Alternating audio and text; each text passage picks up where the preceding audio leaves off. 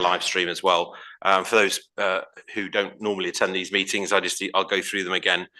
So can I remind attendees that this is a formal meeting, and I could advise that members of the public will be given an opportunity to speak during the public open session, which will be towards the end of the agenda, but not at other times. The meeting is being filmed, and by being present, attendees are deemed to have agreed to be filmed and to the use of those images and sound recordings. I can advise that attendees should not disclose any personal information of individuals, as this would infringe the data protection rights of that individual. May I please ask everyone to mute their microphones, although that'll just be me in this instance, when they're not speaking. Thank you very much.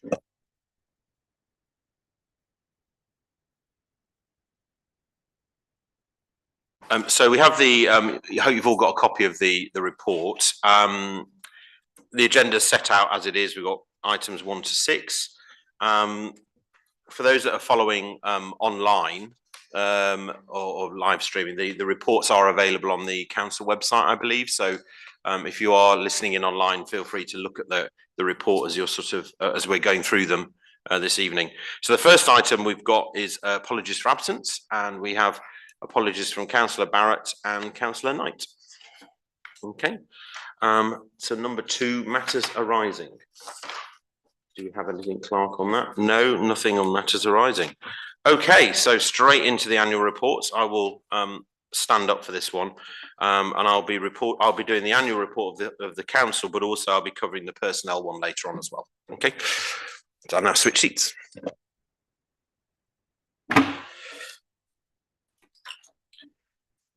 Okay. Good evening, everyone, again. So this is the annual report of the council 25-26.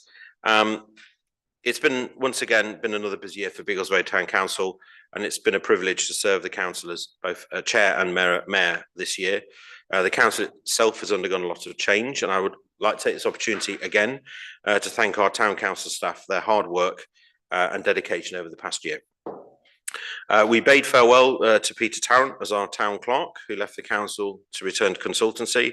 I want to take this opportunity to thank Peter for his transformational work in improving processes and the finances of the council over the past 5 years.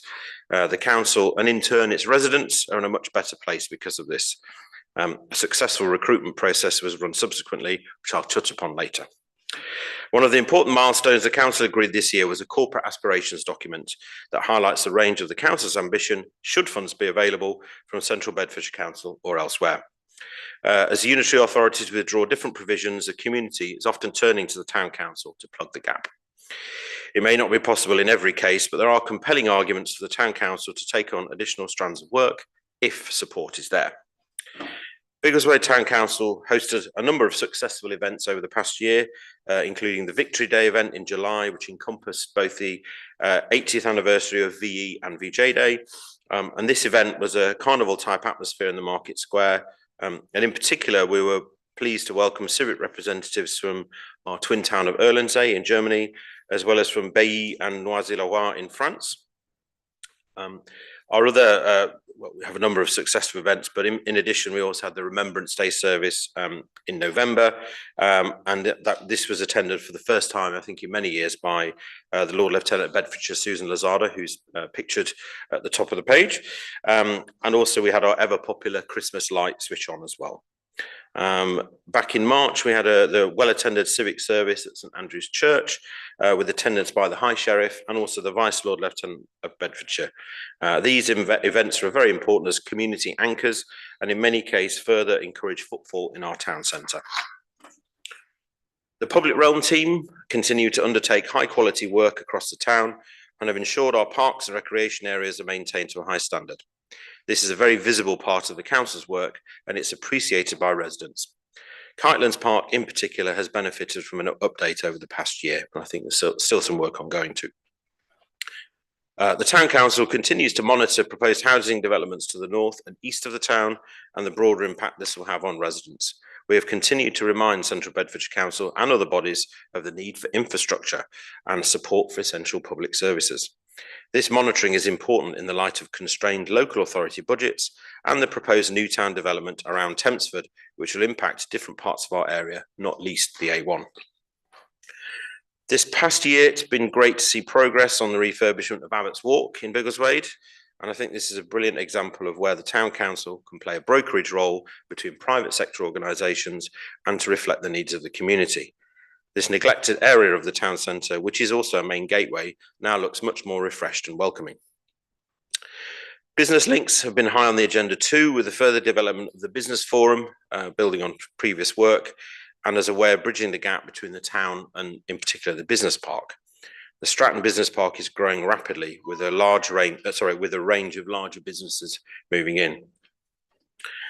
It's been a particular pleasure for me to visit so many of our voluntary and community groups this past year, and I've managed to visit every single school in Biggleswade, which has been a great achievement.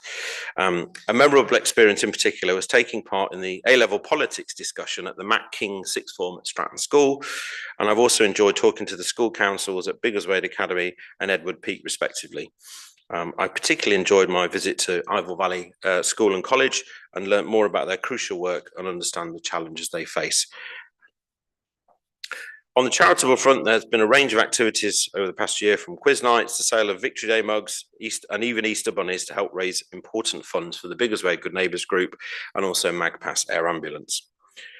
As referred to earlier, Biggleswade Town Council has appointed Nicola Sewell. I'm pleased to see you with us this evening, so thank you and welcome, Nicola, as its next town clerk.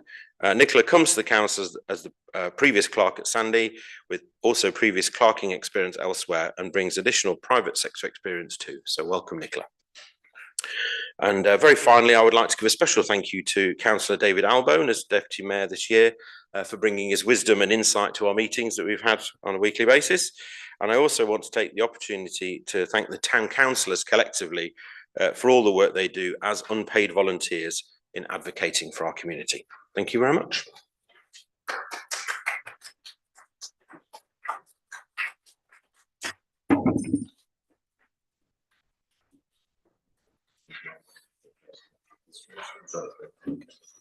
Okay, I think we'll take questions towards the end, so we'll have the reports.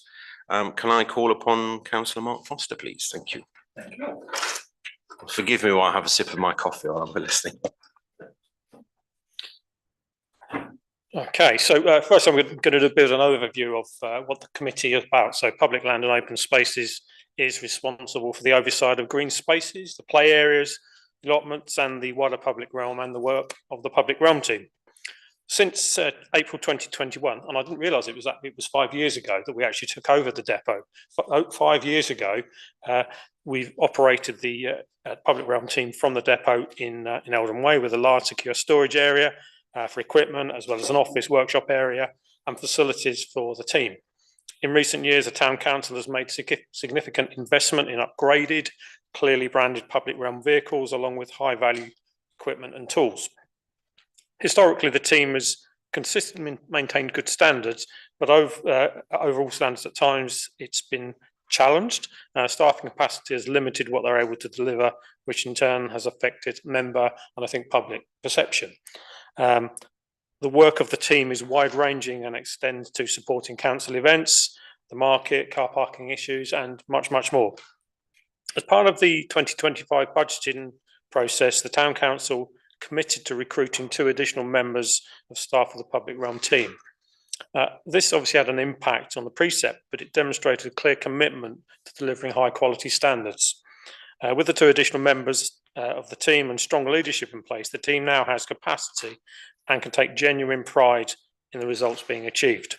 Floral displays across the town remain of a consistently high standard, further enhanced by additional planters at key locations at main entrances to the town.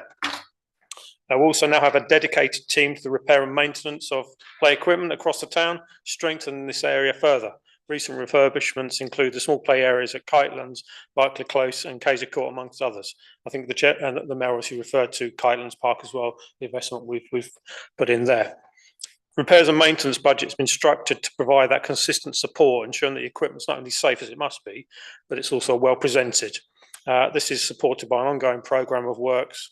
At each committee meeting, the Public Realm manager shares a presentation of the works, and in relation to play equipment, but also all the work that happens around the town by the Public Realm team, which is well received by members. I'm going to move on to new play equipment. Several of the play areas had previously been identified as requiring improvement. Members of the PLOS committee revisited those in greatest need of investment, reviewed the priorities, and the council approved a drawdown of 75,620 from the Public Works Loan Board to fund the new equipment. The new equipment's been ordered and will be installed in the play areas at Stratton Way, Poppyfield, Lilac Grove, Berkeley Close and Fairfield Road during April and May. As part of the longer term plan, the council has made real improvements to Stratton Way Cemetery with a large number of new trees, planting, benches and bins, helping to create a much more attractive and peaceful practical space for visitors, which I think in future is obviously going to be further enhanced as the trees bloom. I think we're looking to make further investment in that in Stratton Way as well.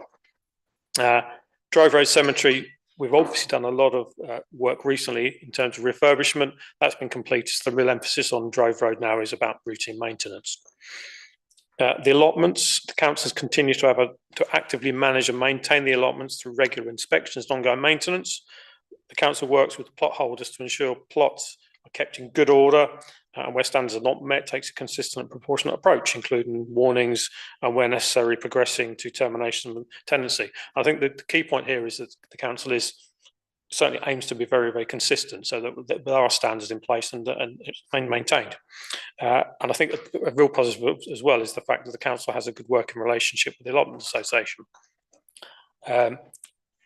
Moving on to the Saxon Gate Pocket Park and Biggleswade Linear Wood. In 2025, Central Beds Council and Biggleswade Town Council reached an agreement for the transfer of Saxon Gate Pocket Park and Linear Wood to the Town Council.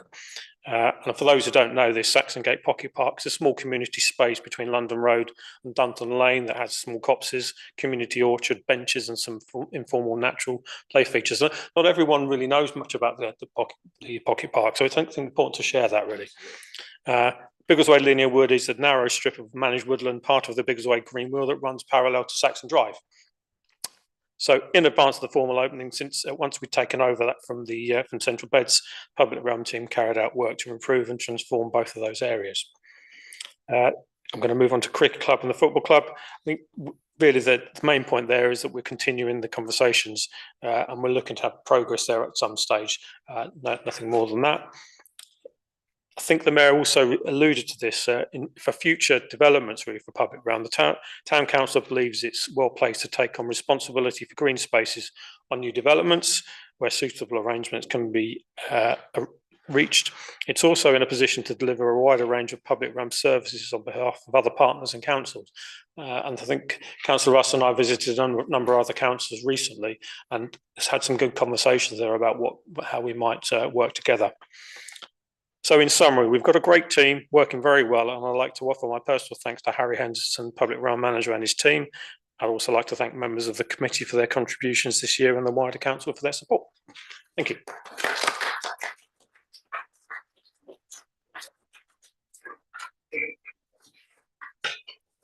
Thank you. Can I ask Councillor Patel now, please, for the TCM report?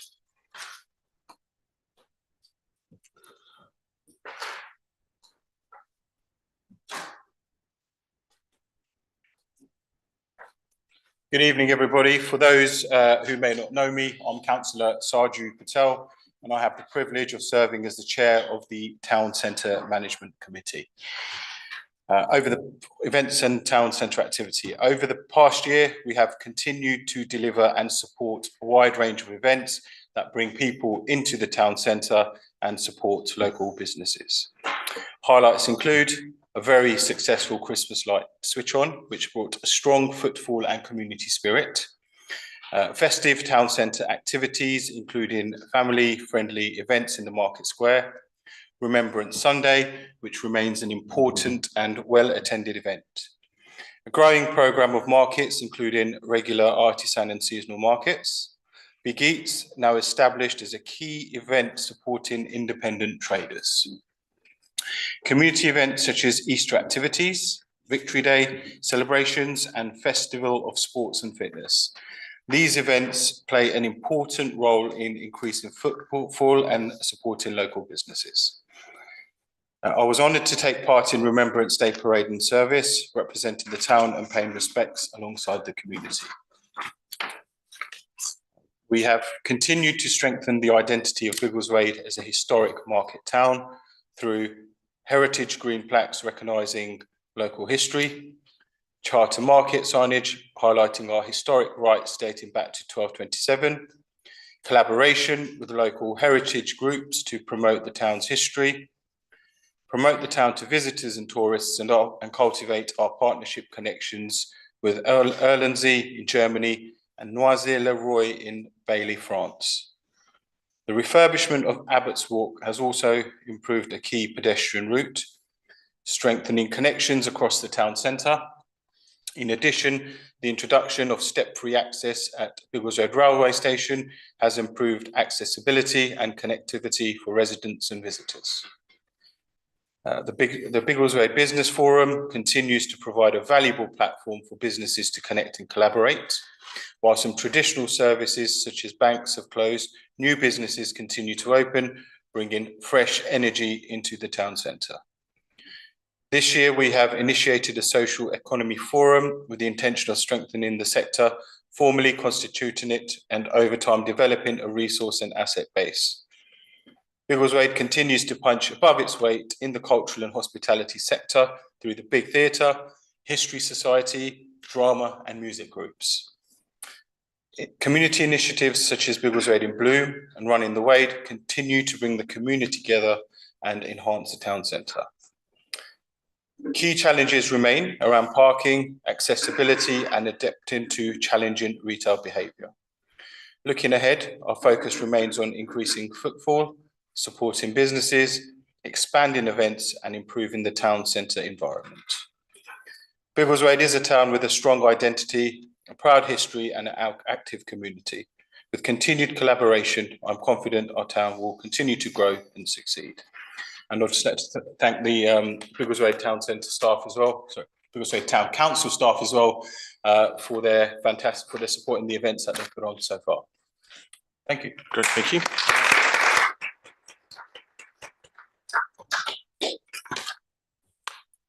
Could I have Councillor Duncan Strawn, please, for the Finance and General Purposes report? Good evening, ladies and gentlemen. It's my pleasure to present the Finance and General Purposes Committee report for the current year. Those of you, this is the driest part of the evening. I will not read it out verbatim, and if people fall asleep, I'll quite understand over the next 5 minutes.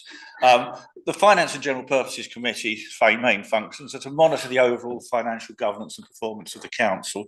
This includes preparation of the budget and precepts and submitting them to the Council for approval. Ensuring adequate financial controls are in place to utilise and protect the Council's finances and assets, to include insurance of buildings, property and the maintenance of the asset register.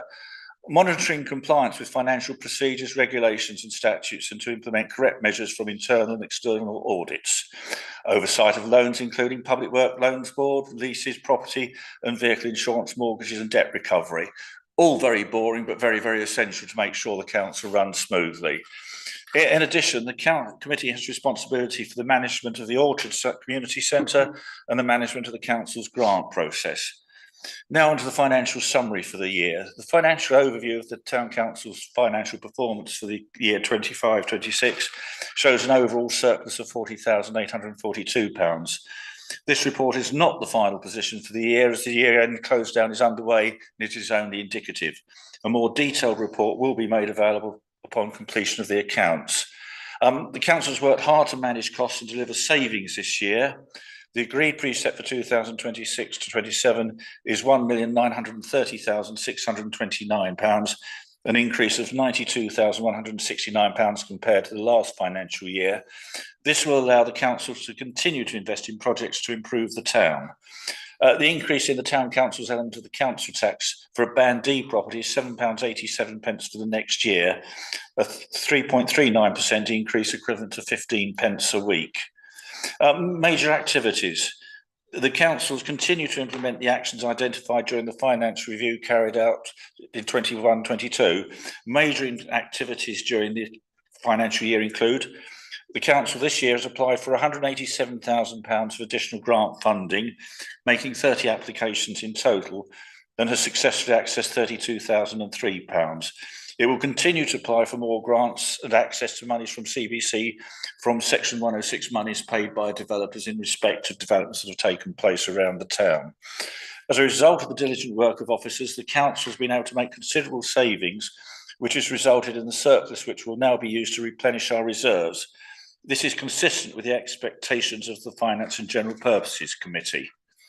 The committee continues to review all its financial systems, processes and policies to simplify its reporting structure, improve transparency and increase the council's efficiency.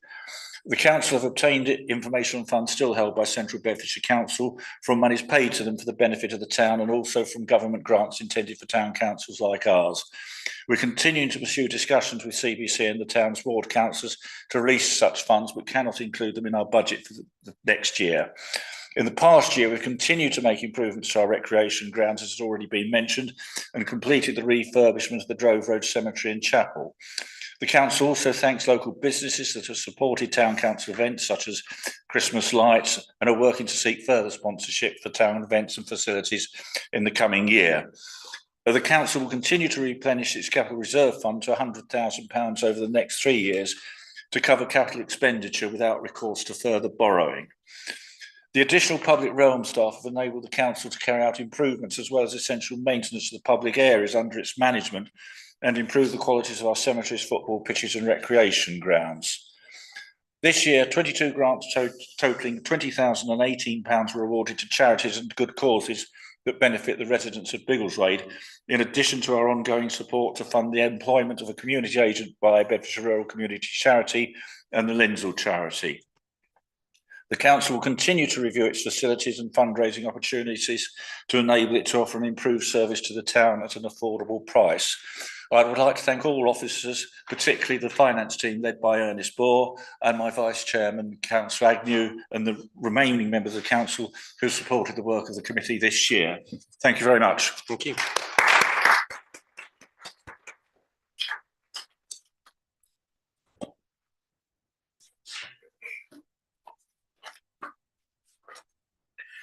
Thank you, me again. In the absence of the Deputy Chair of Personnel, who I think is unavoidably detained in Birmingham, I'm going to read out the report and go from there. Over the past year, the staff team has continued to adapt to the operational demands of a growing town. The council remains very appreciative of the flexibility shown by staff, particularly those who work evenings and weekends, to attend council or committee meetings and help assist with the market or run town events. As we mentioned earlier, in January, the council said farewell to its town clerk, Peter Tarrant, and members have expressed their thanks to Peter for his leadership and contribution he made to the council's development, which I mentioned in my report earlier. I also want to reiterate the appointment of Nicola as well as the new town clerk starting on the 11th of May. The annual appraisals were completed in September, with all staff receiving ratings of satisfactory or above. Individual training plans continue to be in place, and staff have undertaken training in a diverse range of areas, including health and safety, traffic regulation orders, and memorial management inspections, I think all of which are quite vital to the operation of the council. A new whistleblowing policy was adopted and the complaints policy was rewritten. The council has also signed up to the Civility in Respect in the Workplace Pledge. The Personnel Committee continues to monitor staff metrics, including sickness levels, overtime, annual leave and time off in lieu, and all of these metrics remain within acceptable levels. The council completed its second council-wide anonymous employee survey in March 2025, which looks at the culture within the council and the level of employee satisfaction. The feedback from this survey was considered thoroughly by members. A third survey was conducted in March 2026, and the results are reported to the next Personnel Committee meeting. Overall, it's been a positive year, and we are fortunate to have a great team at the Town Council ready to take on the challenges that lie ahead. Thank you very much.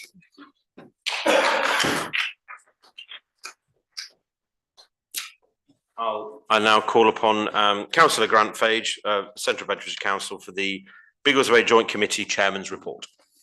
Hello, thank you, Councillor Goodhead. Very pleased to present the report on behalf of Biggleswade Joint Committee to the Annual Assembly tonight. So it's been a privilege to serve as the Chairman of Biggleswade Joint Committee since taking on the role in June last year. In the previous 4 or so years, great progress has been made with getting the committee to become more forward-looking and strategic. However, there still remains some untapped potential. Whilst we've not fully transformed the talking shop into a doing shop, and that's not downplaying the progress that we had made with actually taking votes, which certainly never happened when I joined the council 9 years ago, we have taken considerable steps in tackling big issues which matter to Biggleswade. This means summoning the appropriate CBC officers as required and speaking with one voice for the town with properly approved recommendations, both to the town council and to central beds. At the November meeting, for the first time ever, Joint Committee considered recommendations from Biggleswade Town Council around the Highways Improvement Plan for the upcoming financial year. This was considered ahead of the plan being finalised by CBC, and senior officers attended to hear from councillors directly. Whilst this year the budget wasn't available for the major projects that we wanted to see, such as London Road, Potten Road Bridge, Hitchin Street and others, we have been heard for future years, and this process should now become an established precedent, with members able to feed into the plan in every year going forwards. Also at the November meeting, CBC officers from Assets and Children's Services attended the Joint Committee to talk through the various options for the future of Ivor Valley School. Whichever option is chosen, this will amount to the single largest capital investment Central Bedfordshire has ever made. It is crucial that Biggleswade's voice is heard in that debate, and through the Joint Committee and ward members pushing the Town Council's support for a new building to the east of Baden-Powell Way, we are steadily making progress with a decision expected by the Executive this summer. At the January meeting, the Joint Committee welcomed the Bedford, Luton and Milton Keynes Integrated Care Board, which has since been renamed to something else, to address the meeting. Whilst we were slightly downbeat by the lack of investment coming Biggleswade's way to make up for the existing health deficit, it was important to get transparency over the ICB's proposed approach to improving the existing Saffron Health Centre, whilst pondering the disposal of Biggleswade Hospital site. The Great Biggleswade Health debate continues as the committee responds by prioritising this issue, speaking up at every opportunity about the desperate shortfalls in the town's health provision. Also this year, the Joint Committee offered a steer on the town centre vision with a timeline now available. This will hopefully result in a recommendation to CBC Sustainable Communities Overview and Scrutiny Committee in the autumn.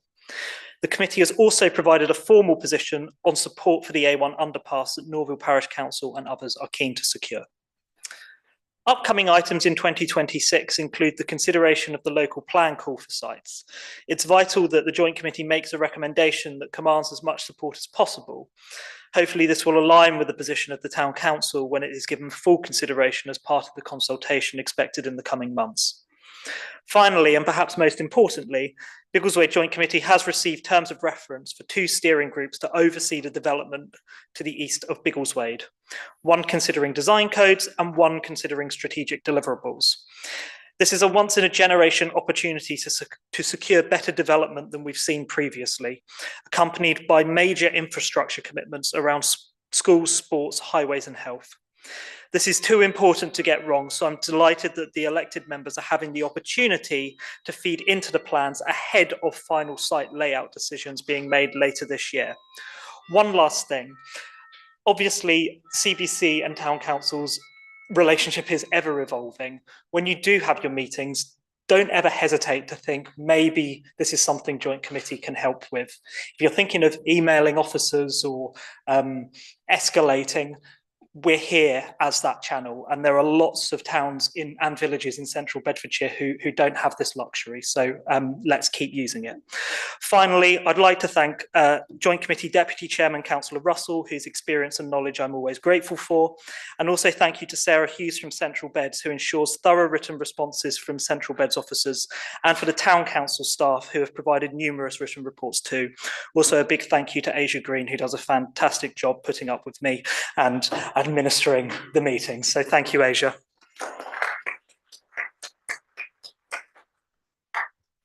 Thank you, Councillor Fage. It's also nice to have Central Bedfordshire representation this evening as well. It's a pity some of the other ward members couldn't make it this evening.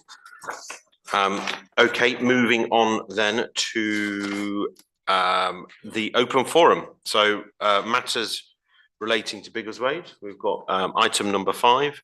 And we've broken it down into ward council issues or B, town council issues. I guess if people have got broader questions, I can field as to what the appropriate level is if you want, but if we've got any questions, I guess, related to the reports you've heard. And then we'll come on to the broader points, the broader questions afterwards, but these are related to the reports. Yes, and can you give your name, please, as well? I'm just wondering, we all pay businesses rates, rent and bills, and I understand the market's here on Saturday and Tuesday, which is daytime.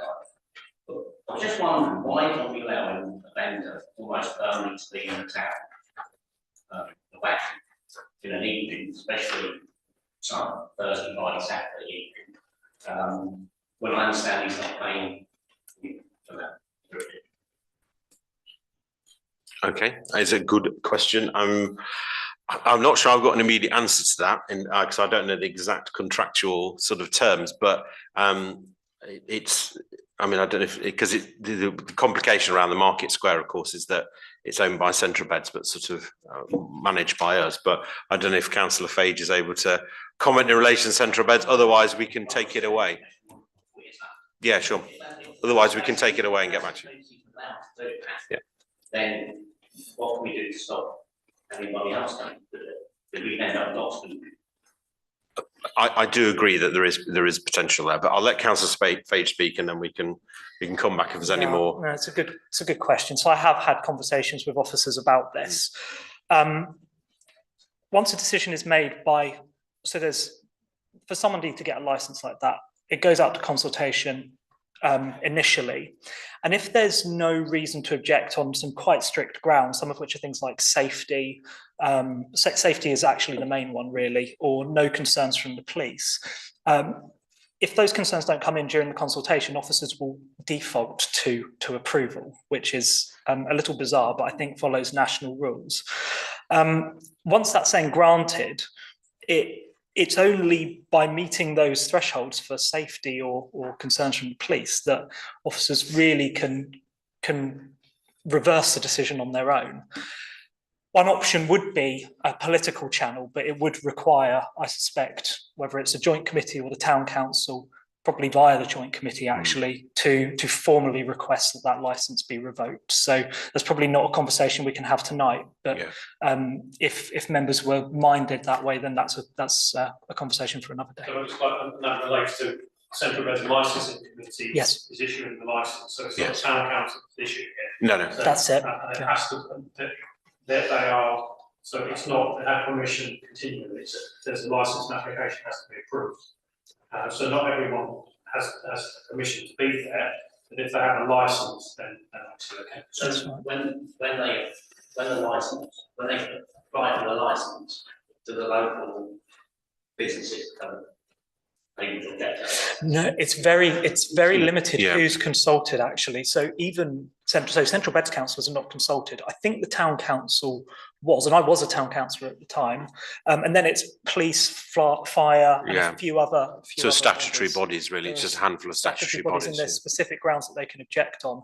Nothing came in during that very tight 28-day window or whatever it was that were grounds enough to object. But that's not to say that with the correct political will, we couldn't reopen this conversation.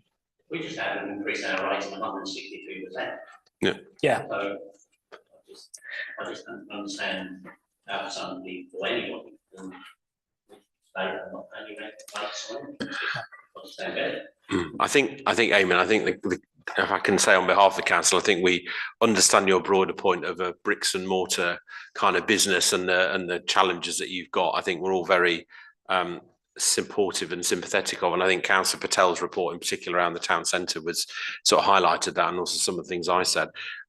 We are slightly limited, I think, in what we can do as a town council, but I think Councillor Foster hit the nail on the head really in describing it. But it is largely a Central Beds licensing issue and the way that that's constructed in law. And as Councillor Fage said, there are a narrow number of statutory bodies that really have input on it, and that is unfortunately the process. But absolutely take your points about pop-up businesses in the sense of, you know, contributing and obviously your level of business rates and all the rest of it. So I think it's something we can just keep a watching brief on, but I don't know, Councillor Foster, if you want to say something. Any future licence applications that come through, I think the town council will obviously be very, very seriously. Yeah. So I think that's up 10. Well, I think that's the point of, as a council team, we need to take our job even more seriously than perhaps we've done before, because we don't want to have a situation where actually, well, there could be loads and loads around the markets where to the detriment of other businesses. So it's important that we, as a council team, are responding and perhaps highlighting as well the issue of the licence application coming forward, so that residents are able to respond to the committee or via letters. Yeah, is that okay? I mean, yeah, okay, thank you.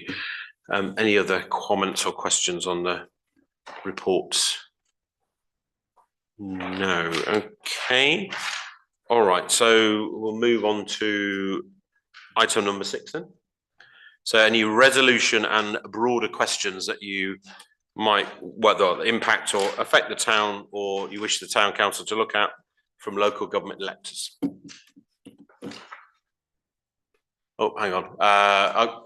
Councillor Thomas first, and then I've got Councillor Patel. Yeah. If you could stand up, please, it'd be great. Thank you. At the meeting last year, there was a bid for renewal with the track town, so around the wall, which is covered with graffiti. One day, one wall was covered in black paint in preparation for hoping to unveil on Saturday morning, this Saturday morning, May 11:45. Hopefully you'll be there to Thank you. I think it's in my diary. And I'd just like to say thank you to all the people who worked hard towards it. I've got a press release here, which I've sent to the Chronicle and hopefully they'll get some interest before then, and afterwards I'll send some pictures. It might be the paper. But I think it's a sort of thing try and do a little bit more to make the town look better. And if we can, it might to the head, because it's been shown in other towns.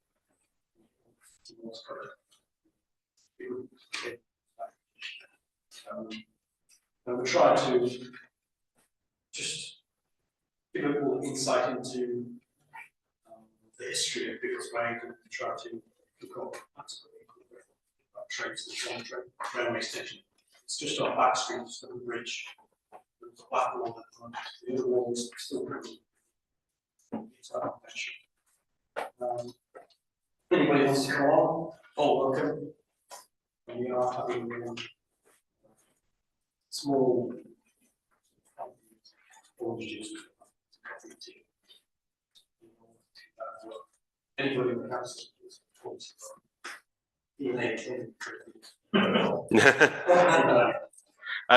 Thank you, Councillor Thomas. I know you and others have worked quite hard on this over the past year, because it is almost a year, I think, since you raised it at the annual assembly. So it's great to see some progress, and it's nice to hear about these beautification projects within the town. You know, and pulling on different sort of community strands, and also commemorating the railway anniversary as well. So I think I look forward to seeing that on Saturday and seeing what it fully in place. So I've got Mr. Campbell, I think Councillor Skilton as well. Just ask if Connie could let us know the time and the place. Oh yes, yeah, thank you. Councillor Thomas, can you remind everyone of the time and location? Saturday, May the 2nd. The place is just off Back Street as you go towards the train station. Yeah, so the railway path. I don't think it's got a name, but yeah, the railway path. Yeah.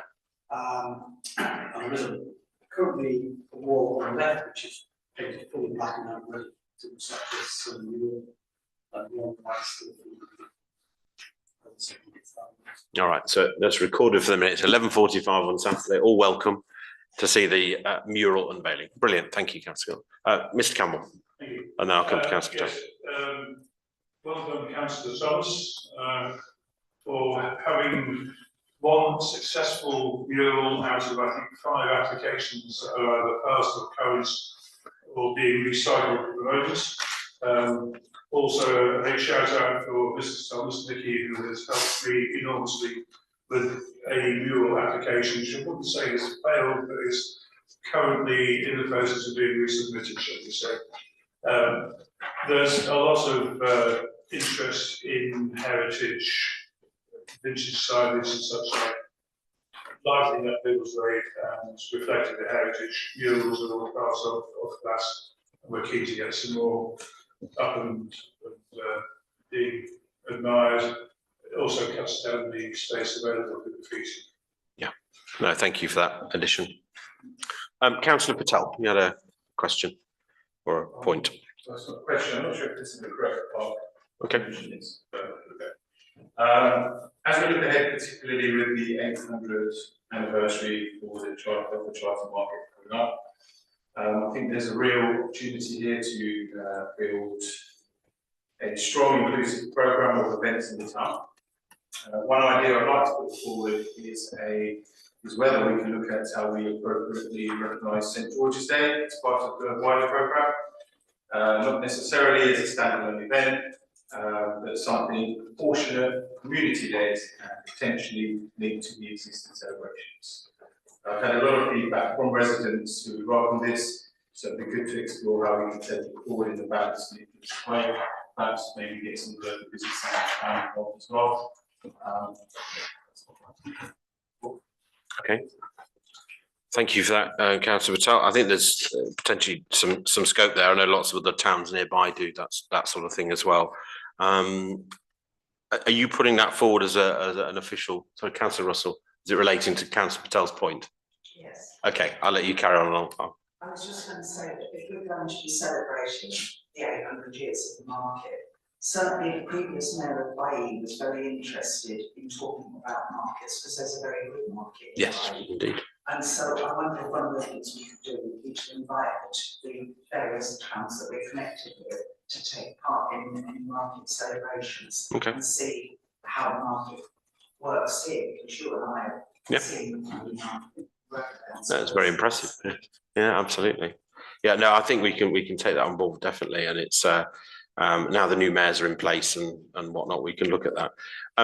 Councillor Patel, was that the point you were making? Was that, did you want to put that forward as a sort of resolution or? Okay, right. Okay, so I guess we need to vote on that then. Yeah, absolutely. Yeah. Add it to the next. Okay.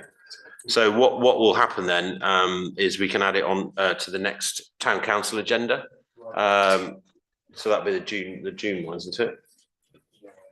Yeah, the June, they'll be considered. I think that's all we need to do. Okay. I mean, I think we just need to, we can keep it broad, and then we can obviously, there can be a further discussion with council members as to what that might look like. Because I think there's a range, as you identified, and there's a range of things we could look at and different stakeholders we could involve in that. But I think it's something that's worth looking at. So yeah, we've got that minuted, which is great. Any other questions or resolutions or questions from members? The public are. Councillor Foster, no, sorry.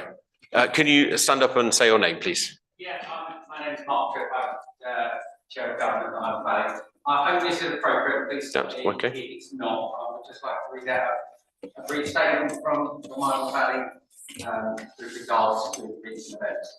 So, firstly, let me begin by thanking everybody connected to Biggleswade Town Council for your response to the recent consultation regarding our school.